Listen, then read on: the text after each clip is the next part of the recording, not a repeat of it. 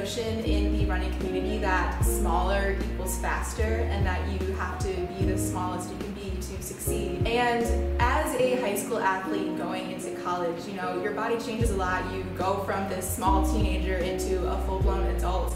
And nobody really talks about how that can impact your performance. You might not, in my case, be hitting the times that I was once able to because of the changes, you know, your body is going through. Take that experience and talk about it with other women. And after starting that conversation, you realize, and I realized, that I wasn't alone.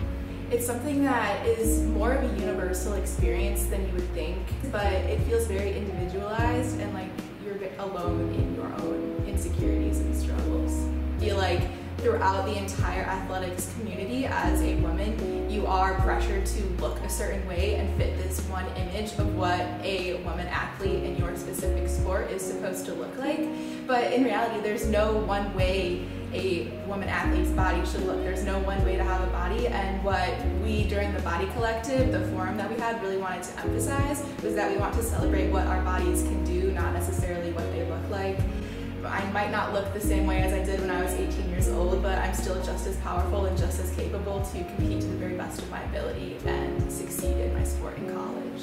The mental health conversation as it relates to body image is extremely important because eating disorders and body image are very closely related, and eating disorders in the women's athletic community, especially in sports that emphasize thinness or hitting a certain physique, they're a lot more common than you would think, and women feel pressured to fit inside this certain mold. Mental health in athletes is something that's kind of like a hidden opponent. When you're experiencing like mental health issues or maybe body image concerns, it feels like it's all in your head, and it feels very, very individualized, and like you're the only one going through it, which makes you feel like you don't have anyone else to talk to, that you're isolated, that no one else feels the way you do.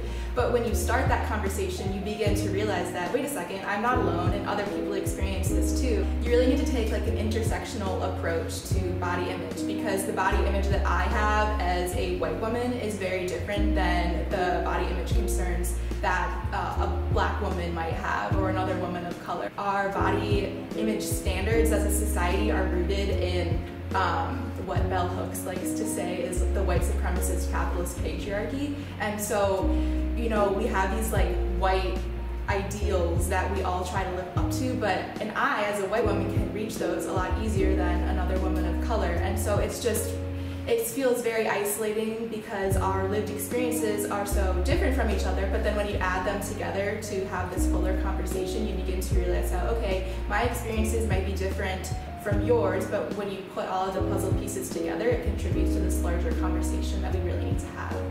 Beginning this conversation, it's been beneficial for me and my teammates because it's opened the floodgates to even more vulnerable conversation and has deepened those relationships and made us realize, wait a second, we're not alone in these insecurities, and in talking about them, it kind of takes the burden off of our own shoulders and allows us to dissect it and think about why we feel this way and share the burden in a way of maybe what the insecurities might be putting on our shoulders. I think that the most important thing about being an advocate for body positivity is just a willingness to have these conversations that women usually keep to themselves. And I also think understanding that intersectional approach, like we talked about earlier, is important. Understanding that, okay, everybody might have insecurities, I might have insecurities, but they are different than a woman who does not look like me. And being willing and understanding and listening to the lived experiences of others and having immense compassion and in those conversations is really important to be an advocate.